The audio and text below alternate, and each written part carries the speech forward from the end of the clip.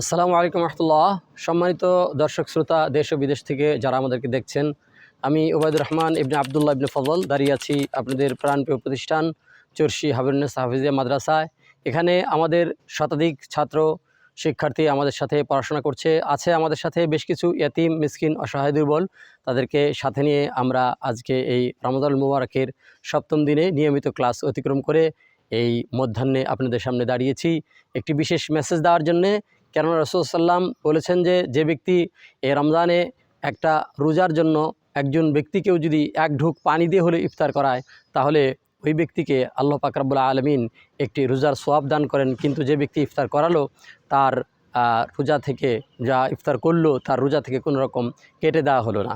তো এই ইফতার করানোর যে সওয়াব, এই সওয়াবটা গ্রহণ করার জন্য প্রতিযোগিতায় অংশগ্রহণ করা আমাদের প্রত্যেকের দায়িত্ব। এখানে এতিম, মিসকিন, অসহায় রয়েছে, সাথে এলাকাবাসী ইফতার করছেন। আপনাদের সকলকে আমি আহ্বান জানাচ্ছি, আপনারা আমাদের সাথে ইফতারিতে শামিল হন। আমরা প্রতিদিনই নিয়মিত ইফতার প্রদান করছি। এই ইফতারিতে আপনাদের অংশগ্রহণ, প্রাণবন্ত উপস্থিতি আমাদেরকে আরও এগিয়ে নিয়ে যাবে এবং সওয়াব প্রাপ্তির পথকে আরও প্রাণবন্ত করবে এবং সহজ সাবলীল করবে। কারণ আমাদের নিজেদের রোজাতে কোনো ত্রুটি বিচ্যুতি হয়ে থাকতে পারে, কিন্তু আল্লাহ পাক রব্বুল আলামিন রোজার যে সওয়াব ইফতারির কারণে দান করবেন, তাহলে তার তো কোনো ত্রুটি বিচ্যুতি থাকবে না। সুতরাং আমাদের একদম নিরেট, পরিপূর্ণ একটি রোজার সওয়াব প্রাপ্তির জন্য ইফতার করানোটা একটা বড় কাজ। তাই আপনাদেরকে আহ্বান করব, আপনারা আমাদের সাথে শরীক হন।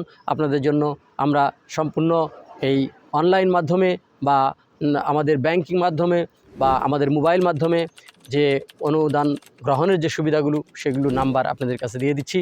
আপনারা সেইভাবে নাম্বারে যোগাযোগ করে আপনারা এই রোজার সিয়ামেদেরকে ইফতার করার জন্য এগিয়ে আসবেন, এই আহ্বান জানাচ্ছি।